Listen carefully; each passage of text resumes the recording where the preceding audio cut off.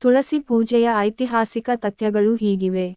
ತುಳಸಿ ಪೂಜೆಯು ಹಿಂದೂ ಧರ್ಮದಲ್ಲಿ ವಿಶೇಷವಾಗಿ ವೈಷ್ಣವ ಸಂಪ್ರದಾಯದಲ್ಲಿ ಪ್ರಮುಖವಾಗಿದೆ. ತುಳಸಿಯನ್ನು ಶ್ರೀಮಹಾವಿಷ್ಣುವಿನ ಪ್ರಿಯವನ್ನಾಗಿ ಪರಿಗಣಿಸಲಾಗುತ್ತಿದ್ದು, ತುಳಸಿ ತೋಟವನ್ನು ಪಾವಿತ್ರ್ಯದ ಸಂಕೇತವೆಂದು ಕಾಣಲಾಗುತ್ತದೆ.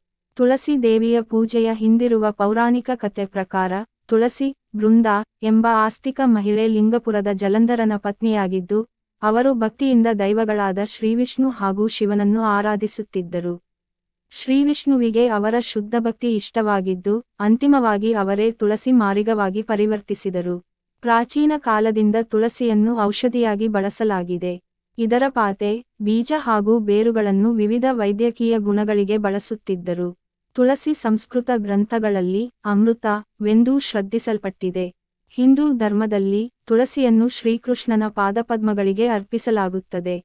ತುಳಸಿಯ ಹೂವನ್ನು ಶ್ರೀಕೃಷ್ಣನ ಮೇಲಿನ ಭಕ್ತಿಯ ಸಂಕೇತವೆಂದು ಕಾಣಲಾಗುತ್ತದೆ ಮತ್ತು ಇದನ್ನು ಪೂಜೆಯಲ್ಲಿ ಮುಖ್ಯವಾಗಿ ಬಳಸಲಾಗುತ್ತದೆ.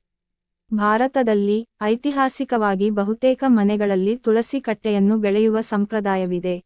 ಇದು ಮನೆಗೆ ಪುಣ್ಯ ಮತ್ತು ಸದುದ್ದೇಶಗಳನ್ನು ತರುತ್ತದೆ ಎಂಬ ನಂಬಿಕೆ ಇದೆ. ತುಳಸಿ ಕಟ್ಟೆಯ ಸುತ್ತಮುತ್ತಲೂ ನಿತ್ಯ ಪ್ರಾರ್ಥನೆಗಳು ಮತ್ತು ಪೂಜಾ ವಿಧಿ ಮಾಡುವ ಸಂಪ್ರದಾಯವು ಇಂದಿಗೂ ಪ್ರಚಲಿತದಲ್ಲಿದೆ. ಸಾಮಾನ್ಯವಾಗಿ ತುಳಸಿ ಹಬ್ಬ, ತುಳಸಿ ವಿವಾಹ, ಕಾರ್ತಿಕ ಮಾಸದ ಶುಕ್ಲ ಪಕ್ಷದ 11ನೆಯ ತಿಥಿಯಲ್ಲಿ ಆಚರಿಸಲಾಗುತ್ತದೆ. ಇದು ಧಾರ್ಮಿಕ ದೃಷ್ಟಿಯಿಂದ ಅತ್ಯಂತ ಪವಿತ್ರವಾಗಿದೆ.